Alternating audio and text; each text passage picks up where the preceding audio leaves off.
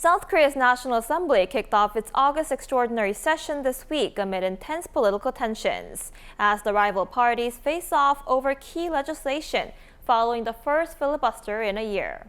For more on the key legislation and what lies ahead throughout the August extraordinary session, we turn to our political correspondent, Shin-Young. Welcome, Ha-young. Thanks for having me, Eunji. So, Ha-young, the July parliamentary session wrapped up with a series of filibusters, right? You're right. During the July extraordinary session at the National Assembly, 5 contentious bills were at the center of heightened political tensions between the ruling and opposition parties. And these included 3 media reform bills aimed at changing how the heads of public broadcasters are appointed. And among them, an amendment to the Broadcasting Act, which affects KBS, was the first to be introduced during Monday's plenary session. And the ruling Democratic Party argues this will reduce political interference and promote independence in public broadcasting. Take a listen. To boost press freedom and independence, the bill makes CEO appointments more transparent and democratic. But the main opposition People Power Party strongly disagrees, saying the change could instead shift control toward liberal-leaning civic groups and further politicize media under the guise of reform. The party responded by launching a filibuster at the session to stall the DP's legislative push. Take a listen. How is this a public broadcaster for the people? Does appointing someone of your choice truly make it a broadcaster for the people? The 24-hour-long filibuster came to an end Tuesday afternoon after the DP passed a motion to close the debate. And the party then immediately pushed the bill through with 178 lawmakers voting in favor and 2 against out of 180 votes cast amid a boycott by the PPP. And the second reform bill targeting another public broadcaster, MBC, was then introduced, prompting another filibuster by the PPP. That too was cut short at midnight as the July extraordinary session ended after just 7 hours.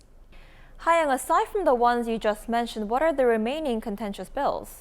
Well, beyond the media reform bills, there are 2 other that lawmakers are divided on.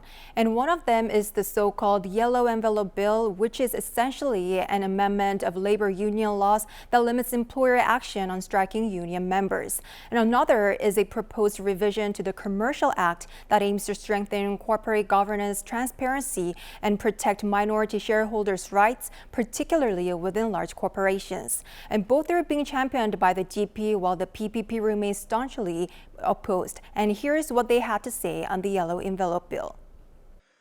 By adjusting the balance in labor management relations, this will be the first step toward enabling dialogue at sites where subcontractors couldn't even speak to their main contractors, paving the way for voluntary horizontal cooperation. The Yellow Envelope Bill could encourage unlimited illegal strikes and has high potential to devastate industrial sites. Then, Ha-young, will these bills come up again in the next extraordinary session? What's the game plan for each side? Well, you're right. With the August extraordinary session now underway as of Wednesday, the DP is planning to push ahead with the remaining contentious bills. And as only one of the 5 contentious bills was put to a vote during the latest plenary session, the remaining 2 media reform bills, the Yellow Envelope Bill and the revision to the Commercial Act, are expected to be addressed this time. A plenary session is scheduled for August 21st, and the PPP has already warned that it will launch filibusters against all remaining bills on the agenda if they are pushed forward without bipartisan agreement. And meanwhile, the DP appears to be adopting what's being called a salami slicing strategy, passing bills one by one to wear down resistance. And in short, such a cycle is likely to escalate the political standoff even further. I see. And is there any potential for bipartisan cooperation that we can expect to happen throughout the August extraordinary session? Well, the worsening tensions between the ruling and opposition parties are clear even outside the plenary session. The DP's newly elected leader Chung Cheong-rae said that he is unable to work with the PPP, citing the continued presence of lawmakers who support former President Yoon Suk-yeol. And the PPP urged the DP leader to respect the opposition as a partner in governance, saying it was the only way to serve the people.